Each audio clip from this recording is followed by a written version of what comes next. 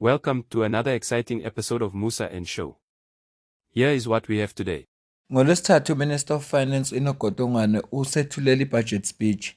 Namuhla-ke ePhalamende u-DG ufike wayithula-ke ukuthi bayihlele kanjani kuzokwenzakalani. Ama-political parties asiya-respond. Into engizoyenza la ngizocaphuna ividiyo ye-EFF. Uzwe ukuthi itheni. Yinde-ke ividiyo yakhona ngizocela nje ungibezelele. Inkinga yami kuningi efuna ngini-update ngakho ngoba bekuhleziwe ePhalamende kukhulunywa into eziningi namuhla. So ngizozama nje ukuthi ngifake lokho engikubona ukuthi kubalulekile. Ngiyacela ukusubscribe ku-channel, ulike, ucomment, ushare. Ngiyafisa ukuzwa ukubona kwakho. Kodwa nje ngale kokubambelela ngicela uzwe la. Can I allow members maybe to talk from Honorable Maudwe to Honorable Majola in the order of their sitting, unlike noting each end? Honorable Maudwe. SARS, you'll come if you have anything or input, you'll come after members, after the responses. Thank you, Chair. Chair, let's categorically state it clear that what the minister tabled on Wednesday is an austerity budget. And I was walking to this meeting venue and met the DG along the way. And I said to him, why are you giving us an austerity budget? And he said, no, it's not. And I said, okay, what's your percentage increase? Is it more than the inflation rate? He said, well, not in the median term. That's austerity, DG.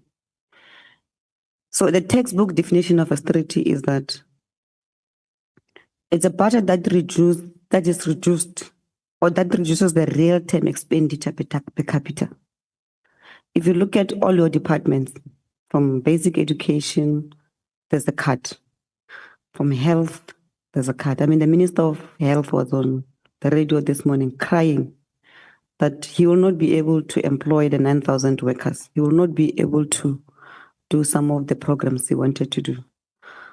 You look at the budget of defense, the budget of social development, all of them, compare them. They've been cut because any increase that is not even in line with the inflation is basically a cut. R1 today is worth more than R1 of tomorrow. You know that, DG. So let's not mislead the public into thinking that this budget is not a austerity budget. It is. And in the interest of time, as the chair has confined us to 5 minutes, we'll allow the colleagues to engage further per department, showing you and demonstrating to you that you've literally cut the budget. What you've given us is that let's just push through for now. There's not going to be any intake of new teachers. There's not going to be any infrastructural development of the schools, maintenance, nothing. We're just keeping us moving from one day to the other. It's very sad. And you're going to be known, DG, for being an austerity measure, DG, yourself. That's your legacy in that office. Chair, we reject the fuel levy. When we rejected VAT in March, we never said it must be replaced with fuel levy because that's what Treasury did. They just went to convert VAT to a fuel levy. And what is more painful is that increase of 16 cents per liter of petrol and 15 cents of diesel is only going to generate 4 billion. You are saying that yourself. But the impact of that is far much deeper than that 4 billion we're trying to raise. The fuel levy cuts across everyone, Chair. The bakery that carries bread from town to the rural village, it means the fuel is going to be more. The hospital, the ambulances that must carry the patients, it means it's going to be more. Every worker that goes to work, whether with a train, whether with a taxi, whether with a car, gets impacted. So it's a regressive tax, which is far much more than worse than the VAT. So you've taken us from VAT to worse. And even if you can say in the GNU, you agree, we reject the fuel levy. We demonstrated to you, we spoke about it here the last time you were here, DG. that our neighboring countries who gets fuel from us are charging petrol less than us. We demonstrated to you, Lesotho, Botswana, Namibia. Actually, those villages that are lying across the borders, they must go back to fueling in those countries. But sadly, they take fuel from Tarleton in Johannesburg, all of them. And yet, Bona in their countries, they pay less. They pay less now before your increase of 16 cents and 15 cents. It means we're going to sit to the situation where South Africans actually pay 2 rands more than those neighboring countries that take fuel from us. DG, you did not address the issue of bracket creep. That's a silent tax that we're giving to our people. The departments are going to adjust salaries of workers by inflation or less than the inflation, which will then push them into a high bracket. Then they will end up paying more tax and their take home will be far much lesser. So, and you must tell us how much are you generating out of that, because that's your revenue. That's a silent tax that you are putting on millions of our workers in this country. So you are taking that tax, the silent tax on workers, you are taxing us more on fuel. Even though you can say it doesn't accommodate everybody, you are thinking of private cars, but this has got nothing to do. The fuel levy is not only on private cars. The fuel levy is on everything that moves. Whether it's machinery, whether it's a train, whether it's a bus, it needs fuel for it to move. In the mines, you are going to operate those machines with the fuel. So I'm saying to you, that's a triple tax on the poor. Yet you are failing to introduce a wealth tax. Why are you not considering taxing the rich? We're saying to you, the rich has got luxury holdings, land holdings in the form of private farms, recreational facilities that are sitting there as assets, which they borrow money from the bank. The bank can borrow money based on your luxury holding. That's an asset that is not being taxed by you. You don't want to touch on it. Chair was saying, why are we not having a once-off apartheid tax? There are trusts that existed pre-1994, which are sitting with high value, 50 million rands and above. If you were to just tax 0.5% of that, you're going to raise between 20 and 50 billion rands. Why are you not doing that? Are you confirming that indeed this country is governed by the rich? Because of course we've seen the president of the country going with Rupert to the US. Do you think that same Rupert will agree to be taxed by this same minister? A minute, Honorable Mautwe. Yeah, you see, that's wrong. That's very wrong. Chair, the last point is, who is Treasury accountable to? DG, you went to say you met with the consultants in Washington, DC, and the lenders are happy. So the lenders are happy, and yet the people of South Africa are not happy. So who exactly are you accountable to? Why are you giving us policies that pleases the lenders who hold government bonds at the expense of 62 million South Africans? Who exactly are you accountable to? Because this budget should be the budget of the people of South Africa and not the budget of the lenders who contribute nothing, who will not assist you with job creation in this country, who will not assist you with closing the gap between the rich and the poor, who will not assist you with the inequality in this country, who will not assist you with poverty in this country. Our people are dying of poverty. The minister said the food basket will not be expanded. The food basket is not expanded. You are taxing us more. You are silently taxing us on our wages also. What must actually happen to our people? Why are you sending our people to the graves? Because what is now left is depression for our people because they will not be able to afford anything. They can't afford as it is now.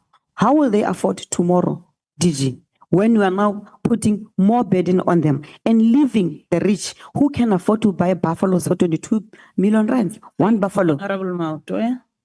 Honorable Pambo, colleagues, if we get to be responded before 2:00, we might come back with a round of follow-up questions. Honorable Tambo. I-response ezobivela kuminister naku-DG ngicela ukuthi okwamanje ngifake nje le mibuzo nalezi zinto ezishiwo lawo sizokwenzela ivideo yayo ngoba izosithathela isikhathi eside kakhulu. Kodwa okunye engifisa ukuphawula ngakho okushiwo uMphile Mawude la u-Treasurer General we-Economic Freedom Fighters ukuthi uminister akayiprotectanga abantu abangabasebenzi, akabaprotectanga from lento abathi tax bracket creep. Lento ukuthi abasebenzayo bayayazi lento ukuthi usebenzi overtime kodwa imali yakho overtime yonke idliwe i-tax. Kuyenzeka lokho uthi ukhushulelwa imali emsebenzini kodwa kufanele nokuthi ayikhushulwanga imali yakho ngenxa yokuthi i-tax the more ukhushulelwa nayo ikhuphuka kakhulu. So ngizoyichaza lento ngelinye ilanga, sake sayichaza la, ngiyadlula. Lela kuSinawo Thamba ngizokumphazamisa uzokhuluma azaqede. No need for members to raise their hands. We'll just follow the Oh. order of sitting. Okay, because I thought you'd noted someone else. No, that's fine. Thank you, Chairperson, and thank you for the presentation from the DG. I think there's been no lessons learned from the past process that we have gone through. And I will tell you why, because I think that the Minister of Finance and Treasury has been engaged in what can be described as malicious and deceptive consultation. And no one is having that conversation because when the minister opened here virtually, he reflects on the withdrawal of the 0.5% VAT increase. The DG does so as well, but no one speaks about the context as to what led to that. So there's two contexts, one which I'll call a factual context and one which I will call a fictional context, which is a result of deceptive consultation. The factual context is that the Western Cape High Court suspended the 0.5% value-added tax increases and set aside the 2025 fiscal framework and revenue proposals due to a court intervention. That is the first reliable, verifiable, and judicially binding context. The second fictional context, which is a product of deceptive consultation, is that the VAT increases were set aside as a result of proposals of alternative revenue generation mechanisms and consultation from political parties. The second one is fictional because there is no inclusion in this budget of anyone's alternative revenue generation mechanism. No political party, no stakeholder that we met with, not the Parliamentary Budget Office, none of their submissions in terms of alternative revenue generation mechanisms are included here. The VAT increase has been substituted by a fuel levy, an increase in the fuel levy. That is the first point that I want to make. And I'd like to get an answer as to why exactly do we not have, because some of us who read the court papers saw that the Minister of Finance thanked everyone for making proposals for alternative revenue generation mechanisms, but they were not feasible in the interim and they would be considered in the next budget. This is the next budget. They are not here. I'm not sure which next budget he was speaking to. The second point I'd like to make is that there's been no conceptual change between the budget between February, March, and the one we're looking at now, because the one that was supposed to be presented in February, which we all got to look at, ring-fenced us to three options in terms of revenue. That is continued borrowing, that is continued austerity, or what was called strategic tax adjustments. So because the strategic tax adjustment of value-added tax has been defeated, there has been a continuation of strategic tax adjustments in the fuel levy and the non-adjustment of personal income tax brackets. So regressive taxation remains in place as a mechanism to generate revenue. But you didn't leave it there. You combine it with austerity in the same way that the Treasurer General of the EFF has described, that your expenditure is not in line with inflation, and that you're also making numerical cuts to specific departments, basic education, health, defense, community services as well. So it shows that the consultations that were had in the previous process were meaningless, and the manner in which we're proceeding now shows that there's been some consensus reached somewhere, that there is an arrogance and a confidence that this budget will pass regardless of our objections. Because the EFF was not consulted, and if there was broader based consultation with political parties based on lessons learned from the past process, it would have been evident that we would oppose a fuel levy. It would have been extremely evident. So those are some of the issues that we'd like to raise, and we'd want answers to where are the alternative revenue generation mechanisms which were claimed to have led to the scrapping of the VAT increases, and why is there no adjustment to personal income tax brackets to protect our people from bracket creep? The third issue I think I'd like to raise relates to the Division of Revenue Bill. We sat within the Standing Committee on Appropriations with the Honorable Maimane as well, and made proposals of adjustments that need to be made in terms of the equitable share. And that related to the fact that the allocation to local government, which is substantially less, and I hear now it's 9.7%, an increase from 9.5%, which is not going to be helpful as well, is that local government is at the cold face of service delivery, yet it continues to receive the least allocation. And this is based on the assumptions that municipalities will be inherently resilient because they will generate revenue from paying of water and property rates. But it doesn't take into consideration that the resilience of local municipalities depends on apartheid spatial planning. So you cannot compare a rural and township municipality that is dominated by unemployed or low-wage people to a suburb and compare that resilience and say that municipalities should inherently all be resilient and be able to generate their own self-sustainable revenue. That was one of the logics that we said should underpin an increased allocation of money to local government sphere as opposed to the national government sphere. That is not reflected anywhere here. Why is that? What is the logic that underpins the allocation of money substantially more to national and provincial government and less to municipal government, whereas municipal government is where service delivery exists? That is the second point. And I think we should get a response on that as well. There's much more detailed and specific budget cuts that we are going to speak to, but I think those are the two areas that we must speak to as well. I think lastly, the growth forecast has been revised down to 1.4%, predictably, because the last time we met here as well, we said that the growth forecast mechanisms of National Treasury are not reliable. And now we're beginning to suspect that you just overestimate your growth forecast to assure markets, but also to justify austerity, so that at the end of the year, you expect to generate an amount of revenue based on the growth forecast. Then you always revise it down when the time comes and austerity has already been implemented. What should make us continue to rely on the growth projections that are being presented here, which are continuously being revised down? The last one was 1.8% when we met. It's now 1.4%. The International Monetary Fund expects South Africa's growth projection to be at 1%, if not less.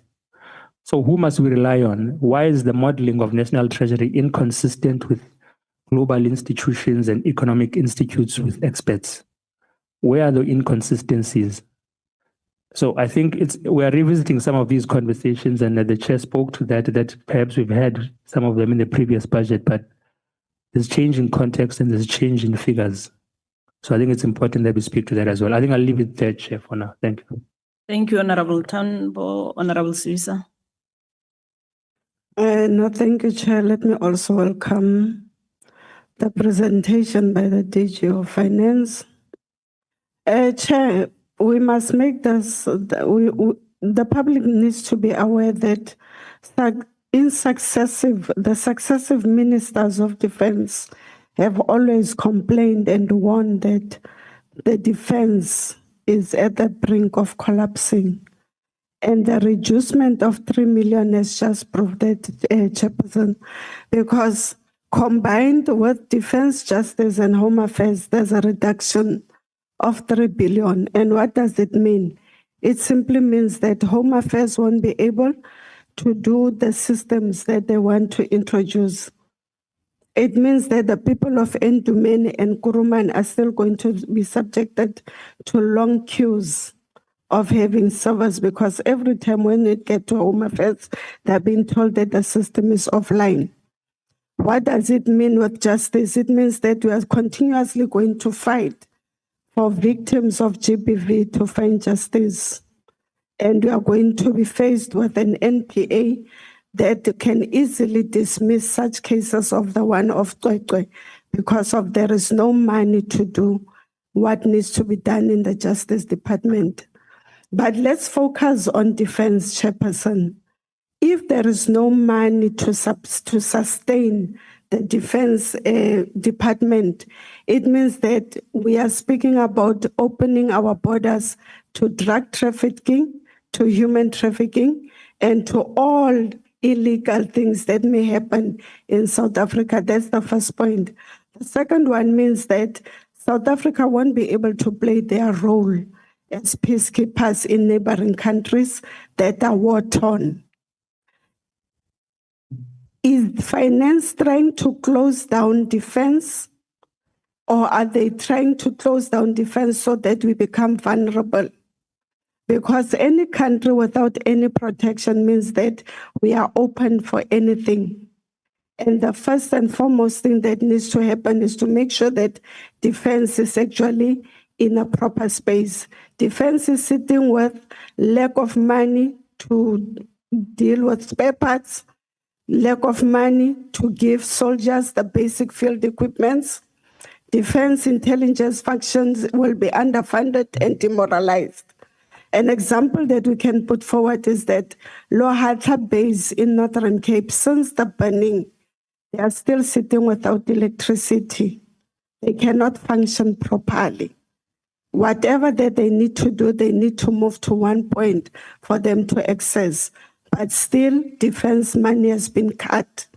Now, the question that needs to be put forward is that since the collapsing of SANDF and your own budget confirms that there is another 3 billion reduction to safety and security functions, given the withdrawal from the DRC and the repeated warning by ministers of defense that we are dismantling the military through budget neglect, why has Treasury failed to redirect savings towards rebuilding defense capacity? Has Cabinet now silently decided that South Africa is no longer needed as a functioning military, or national treasury is doing its own thing? Because, Chair, we can't be sitting here whereby we are subjected to a national defense force that is dysfunctional. Anything can happen. It's going to mean that we are going to be filtrated by anyone and anybody. Like the last time the news that we heard that for some reason there is a secret military. Or is there another thing that is being cooked in order to replace the defense as they are doing? Because I've been hearing the DG speaking about DBSA, and then you speak about the effects as to how they've tried to close down the IDT in public works. Are they trying to do the same to say that let's close down defense and then later on we are going to come up with something else? That for now I'm going to stop there, Chair, and wait for the response. Thank you very much. Thank you, Honorable Siwisa. Honorable Mkhonto. Thanks, Chair. Good morning to the co-chairpersons, the two deputy ministers, the DG, honorable members, and our colleagues. Chair, the people of South Africa, I think they deserve to know. Because every time we are in parliament, we are subjected to this, the minister of this and this political party, the deputy minister of this and this political parties boasting of the achievements they have made in as far as service delivery is concerned. I think even now, we were there during the budget speech delivery. And when the minister was announcing that the fuel levy is going to increase, we saw those who applauded him. But I think the people of South Africa has to know which political party came with this idea of increasing the fuel levy. The minister must tell us, because I think they are rejoicing that at least their idea has come through, because we have been, as the EFF, submitting a lot of ideas of revenue collection, and those ideas have never been considered. Chair, I will then talk about the social development a budget according to what was presented on the 21st of May. That budget, the social grant looks to be stable, but then the support services that enables delivery of those social grants, the budget has been cut by 2.2 billion in the medium term. And the question is, how are we going to sustain and improve the delivery of social grants if we are cutting the delivery budget? People have been complaining. We've got a lot of complaints about the poor services of the frontline social grant officials. But now, if the budget is cut, how are we going to sustain? How are we going to improve the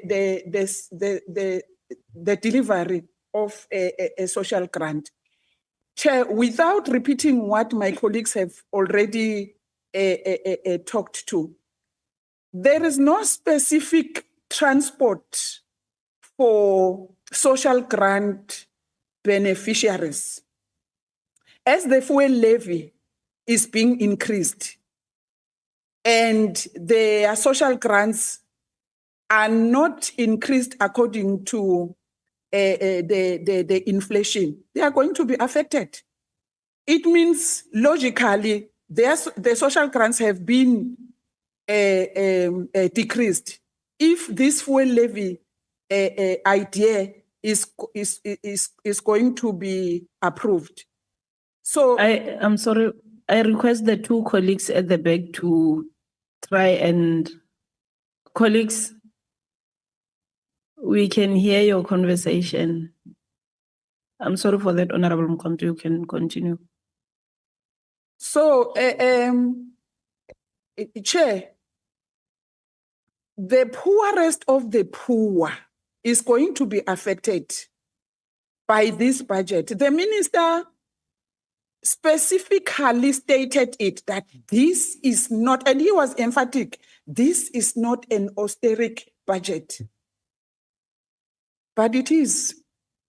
If you look at the logic of everything that is happening in this budget, it is, and even worse than the two previous budgets that were presented. This budget is a silent austeric, is very silent in being austeric, but it is. And unfortunately, our people will be able to see that they have been thrown under the bridge after a long time. So, Chair, if those questions that we've posed can be answered, we want to know the political party that came. I think I hope they are proud of what they have done, as much as they are always proud of what they do and present it in Parliament. Thank you. Thank you, Honorable Mkhonto. Kuningi kakhulu kokukhulunyiwe la, kodwa ngoba ukuzwile bengithi angikulethele khona ube updated ukuthi kwenzakalani ngosuku lanamuhla. Kodwa umbuzo osinawo obalulekile uthi uminister ngesikhathi bebiza i-press conference njengoba ubona la ku-screen sakho, bakhuluma lapha bathi cha balalelana njengama-partners akukhona ku-GNU nangekho ku-GNU ukuthi cha ngoba abavumelana endabeni ze-VAT, Action SA nebosa babe mncomo uHerman Mashaba bethi bamlalelile manje yingakho i-VAT bayihlehlisa. Kodwa sinawuveza ukuthi hayi iqiniso i-VAT yahlehliswa ngenxa yesinqumo senkantolo. Uma ngabe wayibalalelile bawathatha ngempela ama-proposal aphi ngoba kumanje kuze khushulwe i-fuel levy nje ezocindezela abantu ngoba ukukhuphuka kapetrol kuzokhuphula ukudla kukhuphule ngoba yonke into ya transport still kufana nokuthi ikhushuliwe ishuthi i-VAT substitutiwe nge-fuel levy njengoba isikhushuliwe manje ngo 4%. So izinto lezi ezibuzwa ezibalulekile engithi angiyenze le video ukuze uzazi ukuthi kuthiweni, wazi ukuthi kwenzakalani eParliament. Ngoba labantu njengoba bekhuluma lapha yonke lento abayishoyo ithinta impilo zethu. Siyazi ukuthi isazoya kwi-committee leli elinamandla ukuthi li-amende yona le fiscal framework. Kodwa nje njengoba isaxoxwa lezi zinto asibe ingxenye yezingxoxo ngokuthi sazi kwenzakalani. Ngoba ekugcineni kosuku noma isiphi isinqumo abazosithatha sizo-affect impilo zethu. Ngicela ukuyibamba le video la sizoqhubeka nenye video ngoba ngizoyiletha nempendulo kaMinister mase baphendula. Ngizoyiletha nempendulo ukuze uwazi ukuthi kuthiweni. Mina nawe sidibane kwi-video elandela ungakhohlwa ukusubscribe, ushare, ulike, ucomment.